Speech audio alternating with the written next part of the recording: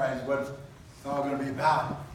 The second replaces the first, the old covenant and the new covenant. As we see that transition, and as we look at the gospel, Luke, if you draw a picture of that short gospel we have today, you draw a picture of it, you see how Luke is consistent all the way through his gospel in terms of every meeting with Jesus and John the Baptist, beginning from in the womb even, that John the Baptist always gives recognition, gives second place, to himself, and then recognize Christ in some way or other as the Lord. Even to his final days where he has to send a messenger and say, "Are you the one?" So, John and obviously had many followers, at the time of Christ.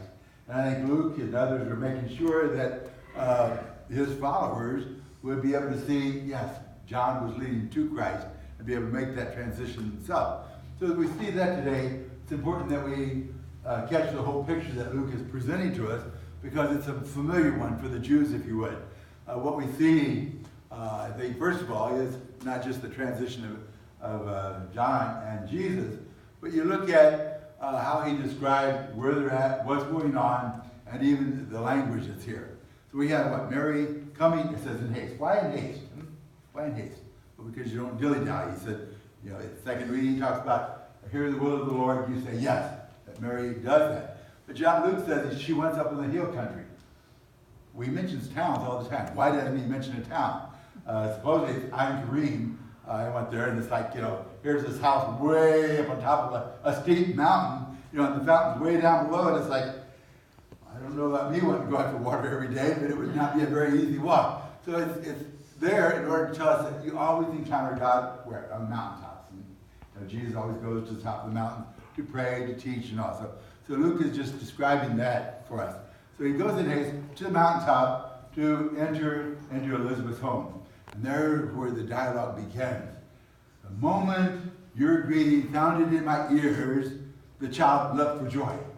As soon as we hear that, as a Jew, we start thinking, whoa, we ever heard that before? Especially when she goes on to say, who am I that the mother of my Lord should come to me? We're brought back to the days of David.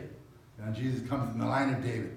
We're brought back to the days of David when, at the time, the ark was somewhere out in the wilderness. And David establishes Jerusalem as the new capital, as the place for his power. And so he wants to go get the ark to bring it into Jerusalem. And when he finds the ark in the desert, it says he danced for joy. He danced. That's why Luke really is describing John the Baptist dancing. He mentions it twice. He danced in his mother's womb. So David went and actually says he went and danced naked. But if you want to carry the analogy, you find that John is also naked at this point. I'm naked, I came forth from my mother's womb. But David danced for joy naked, so much so that his wife, she hated him. She despised him because he demeaned himself in front of servant girls even. But it didn't bother him.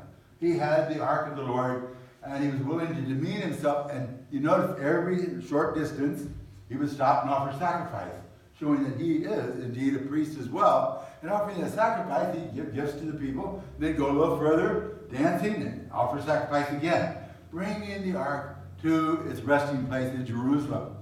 What do we see here? Luke presenting Jesus now coming in the ark. And who's the ark? Mary, of course. Mary is the ark of the covenant, the ark of the new covenant. What was in the old ark? What's in the old ark? 10 Commandments God gave to Moses, manna that they fed them on the desert, and the rod that Moses used. These three things. So you look at the 10 Commandments. What do we have now? Jesus, in a sense, supplanting, bringing us to a level beyond the 10 Commandments. Jesus is what? The Word. Not the Word written in stone, but he is the Word. In the beginning was the Word. The Word was God. So Christ Jesus comes as the Word. And as you trace that word, it says, the moment your word, your greeting, entered my ears, the child leapt with joy. So there's a word transitioning here. And that word brings out testimony. So Elizabeth gives witness. And then if you could follow the next section after this, you would have Mary herself saying, handmaid of the Lord. All ages shall call me blessed. We have Mary talking about that word as well. So she is filled with the Spirit, filled with Christ Jesus. So we have three characters now who have shown action. Jesus is doing nothing. There's no action on his part. Jesus is. That's what God is. Jesus is. And so we find Mary, John, and Elizabeth. What happened? All three are giving testimony to Christ Jesus. That's what it's all about. All three of them are giving testimony that Christ is the Lord. Who am I that the mother of my Lord should come to me? So if anybody has a question about even Mary's position in salvation history, Luke should make that pretty clear here, that she's very, very, very important to us.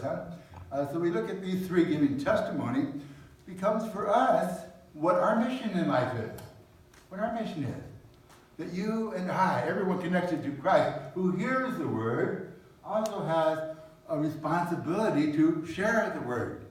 Right now there's a lot of Christmas trees and lights going on, and decorations, and that's what all those lights are about, whether people realize it or not.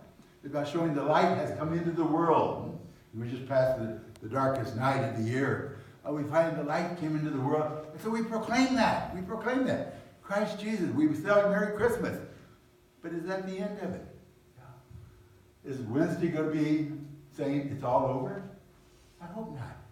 Christ has come. We should even be more filled with readiness to share after Christmas than we are before, knowing that we celebrate how Christ has come into the world. Today, as you reflect on this gospel, as you reflect on how the Word of God itself has come down to the world, the bread of life, and the bread of manna. He says, I am the living bread, which we share at the Eucharist now. The living bread has come to us. And the rod that Christ Jesus comes demonstrating miracle after miracle to prove, to show who he is. Let us today, as we enter this last short week of Advent, really celebrate. Celebrate, first of all, who Christ is, but celebrate who we are. We are also messengers giving witness to the world who Christ Jesus is in us and he's with us.